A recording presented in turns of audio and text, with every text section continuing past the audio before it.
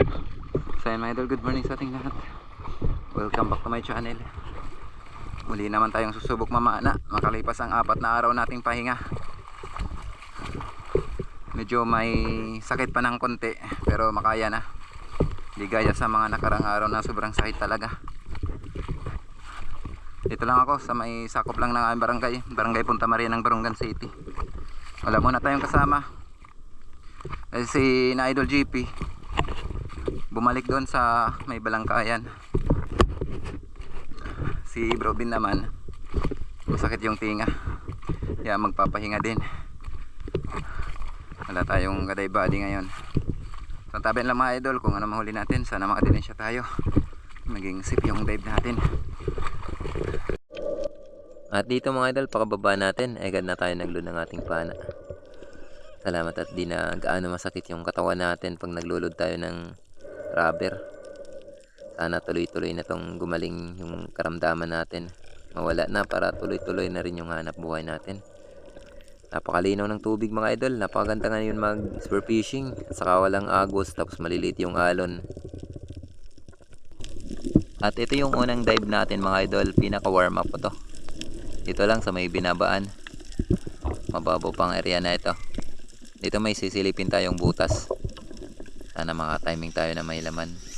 Medyo madilim nga lang sa loob ng butas mga idol. Di pa kasi tumatapat yung araw. Maaga pa kasi. Alas 9 pasado. Dito naka-timing ako ng malaking danoy o ilak. Kaya ito na yung tinarget ko. Yan, salamat, tinamaan. Yung binamano natin mga idol is lang danoy o ilak.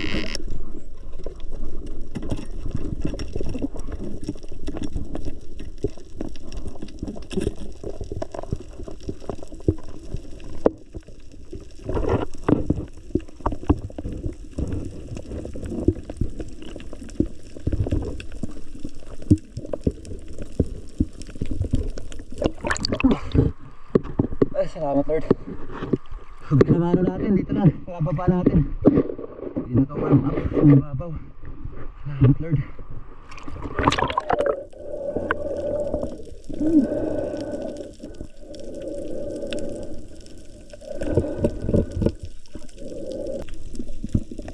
At muli na naman tayong sumisid para silipin yung biyak na bato dun sa unahan.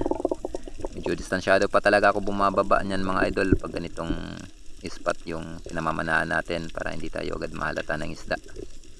At dito palapit pa lang tayo sa butas na target natin silipin, napansin ko na agad itong isang danoy o ilak, kaya ito na yung tinarget ko. At dito nung sinisilip ko na itong butas na itong mga idol, agoy bumulaga na sa atin tong target, kaya naging malikot na yung isda. Buti na nga lang at tinamaan pa rin natin. Hira tsamba na nga lang yung aking patama, buti talaga para sa atin itong danoy na ito. Yung pangalawang isda natin, islang danoy na naman o ilak.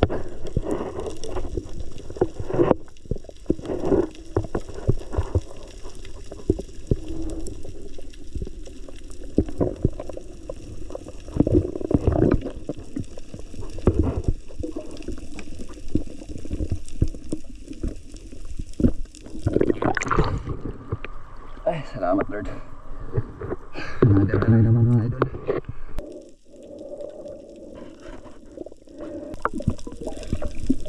At habang lumalangoy ako dito sa taas mga idol, may napansin ako dun sa una na isang oriental sweet lips. Kaya dali-dali na ako ditong bumaba. Medyo distansyado pa ako na bumaba sa target nating isda.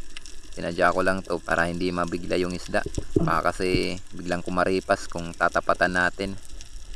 Dito habang pababa ako mga idol, napansin ko yung isda na parang umiiwas sa atin. Palayo siya ng palayo. Papunta siya dun sa may pinakakantuhan hanggang sa hindi ko na siya nakita dito sa may pinipistuhan natin.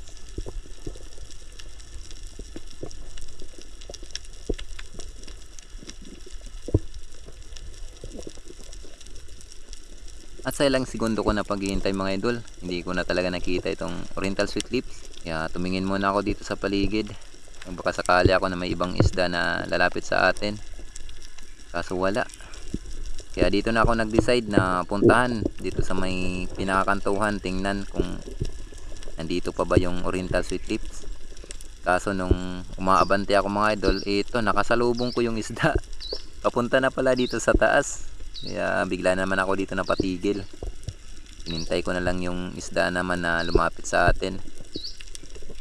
Dito dahan-dahan nang lumapit yung isda. Parang umamo na ito. Kaya dito ko na napana. Yun, salamat, tinamaan. Napaganda pa yung patama natin. Na spine shot.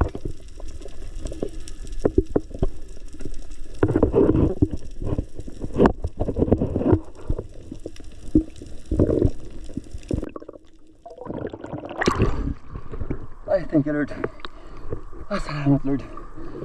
Patay ng sweet lips.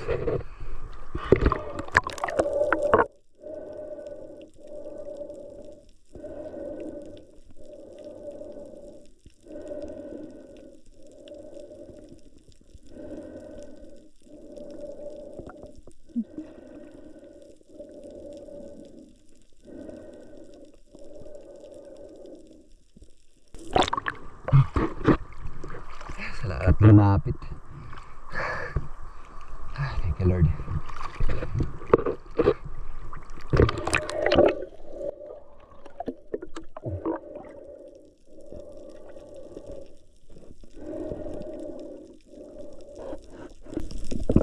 At sa di kalayuan mga idol, muli akong nakakita naman ng Oriental Sweet Lips. Siguro kasamahan niya to. Kaya dali-dali naman ako na bumaba. Dito naganap na talaga ako ng magandang pagpipistuhan para hindi matulad kanina na talagang pinahintay tayo ng matagal. Dito maganda kasi may butas. Kaya dito pumasok ako para matago yung aking katawan. Nang sa ganun ay madali natin mapalapit itong isda na ito. At dito nga pakapagtago ko lang mga idol, agad na nga lumapit itong Oriental Sweet Lips. Yun, salamat at tinamaan. Ito yung kahinaan mga idol ng Oriental Sweet Lips. Pag nakakapagtago tayo ng maayos.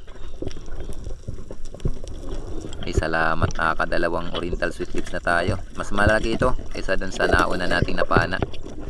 Mahigit 2 kilohin to.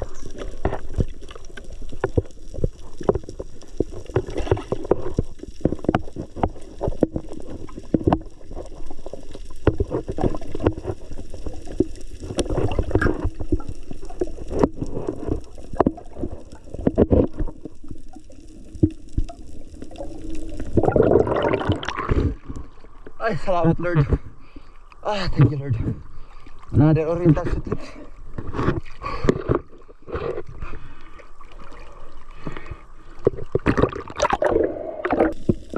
At pagkatapos ko dun sa area na napanaan natin ng Oriental Sweet Lips, pumunta naman ako dito sa may mga biyak na bato.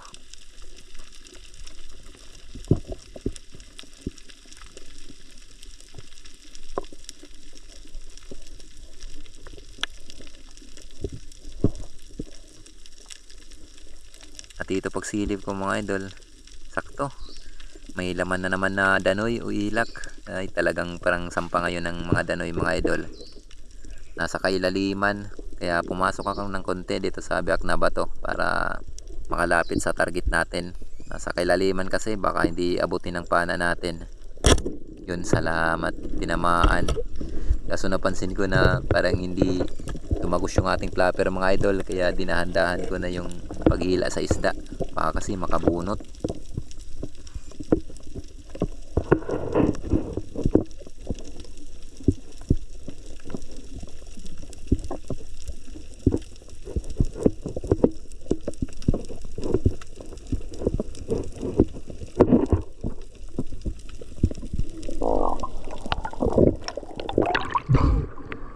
Ay, salamat Lord.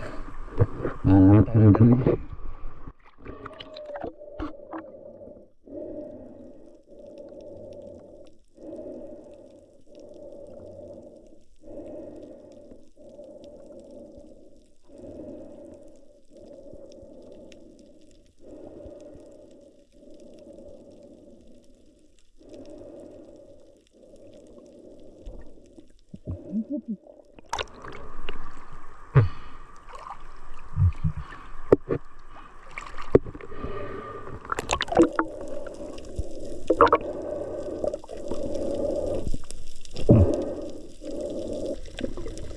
At muli naman akong bumaba mga idol para silipin ang biyak na bato na ito. Pistuhan dito ng mga danoy mga idol o ilak. Kaya excited na naman ako. Parang sampa kasi ng mga danoy ngayon. Nakailang piraso na tayo ng danoy. Dito pagsilip ko mga idol, agoy, ang tahimik. Hindi tayo nakatiming. Pambira. Walang laman. Buti na lang at pagtingin ko dun sa unahan, may nakita akong dalawang rabbit fish o samaral na itim. Pamigwisa naman ito kung tawagin sa amin. At dito hinintay ko lang talaga na lumapit yung dalawang samaral. Nang sa ganun ay mapatamaan talaga natin. Sayang din kasi kung tirahin natin to ng distansyado, baka hindi tamaan. Maganda na to pang ulam mga idol.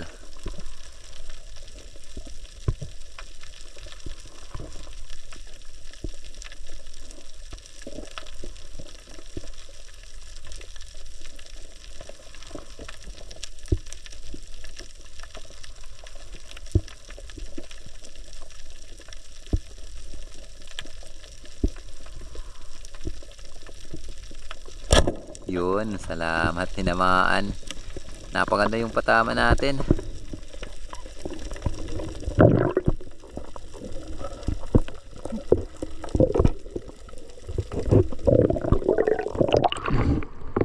Ay, salamat Lord. Paano tayo ng itim na samaral?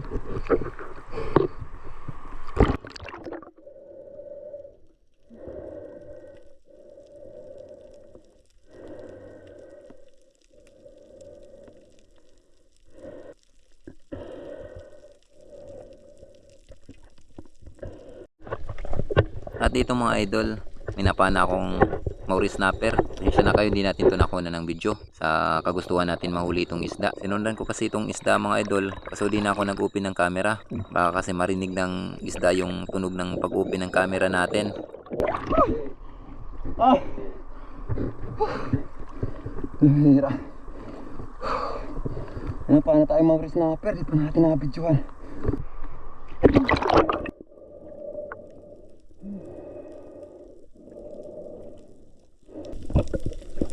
At pagkatapos ko magpahinga mga idol ay binaba ko na para kunin yung na-stack natin na isda at saka yung ating pana. Bali ganito talaga yung ginagawa ko mga idol pag alanganin yung pagkakita ko sa isda, lalo na yung isda na sinusundan natin. Hindi na talaga ako nag-uupin niya ng camera. Sa lakas kasi ng tunog ng pag-upin ng camera natin, naririnig ng isda kaya kumakaripas. Ilang beses na nangyari sa akin yan. Sa kagustuhan ko na mabidyohan yung isda, yun tuloy, wala akong napapala, hindi ko mahuli-huli. Kaya minabuti ko na napanain na itong isda na walang video, hindi na ako mag-upin ng camera.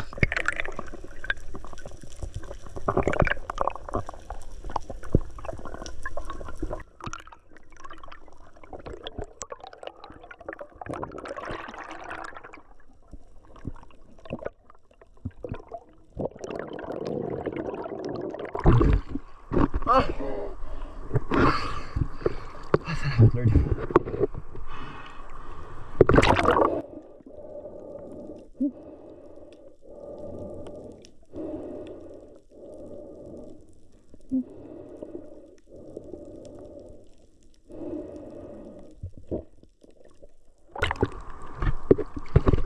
Ay, salamat. Thank the Lord. Buti lang naabutan natin. Hindi na ako nag-open ng camera. Pinabol ko na to. Buti at naabutan. Salamat Lord.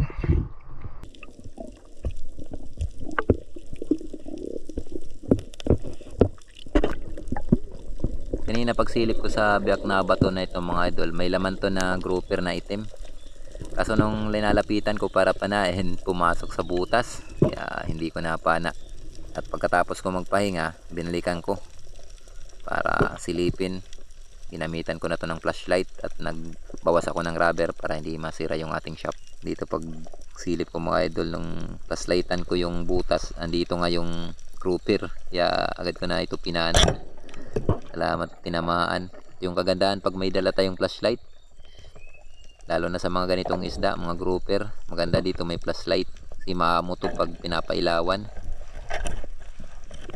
Ay salamat, nakadagdag tayo ng lapu-lapu na itim.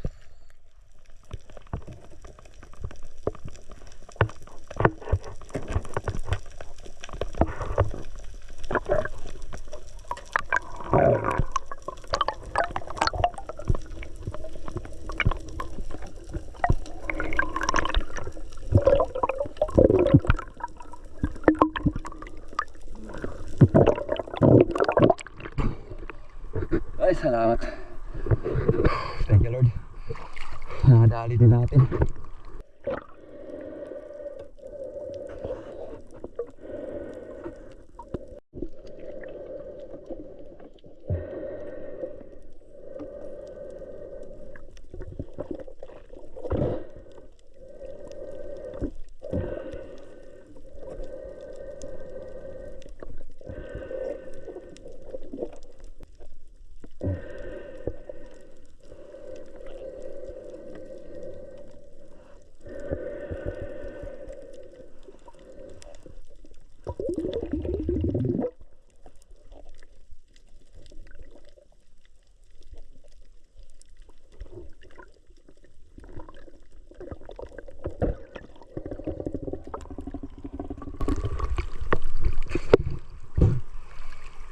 Ay mga idol, balik pumagili na tayo.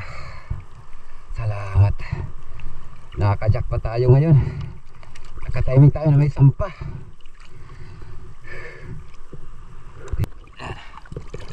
Huli tayo ng Maori snapper. Hindi natin na-abidyoan sa pagpahana. Bira.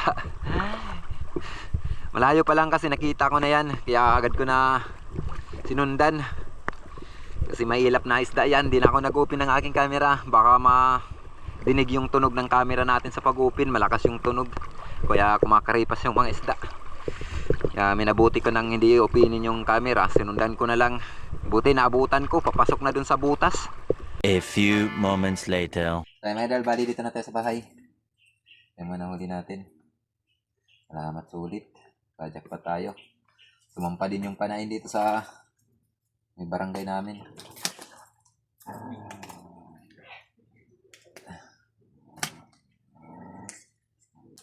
Nahuli natin. Ngayon natin kiluin tong Maori snapper natin. O Maori shippers. Mamorina naman yan kung tawagin dito sa amin. 3 kilo and 100 grams. Try natin. Yung mga malaki din pala itong ano natin. Clips na yan. Try natin yung clips natin. Tama yung hinala ko na 1 kilo and 750 grams.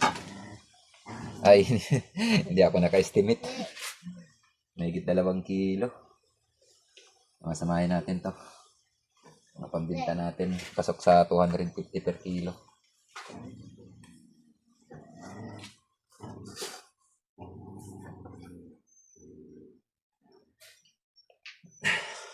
Pasok sa 250. Yan. Ito lang. Kilog kalahati tayo. Ito na to.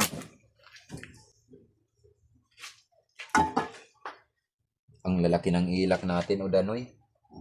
May 1 kilo ito. Oh, may 1 kilo nga.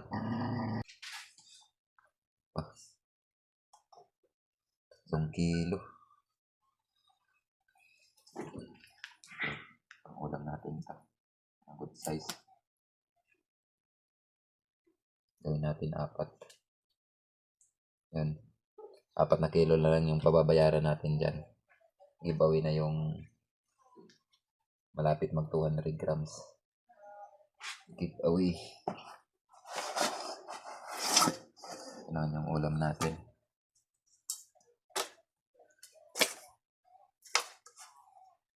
Pang sabaw.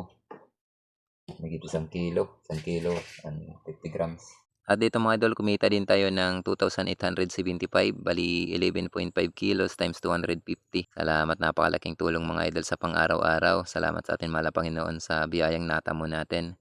So hanggang dito lang muna mga idol yung video natin. Maraming salamat po ulit sa inyong patuloy na pagsuporta at pagsubaybay.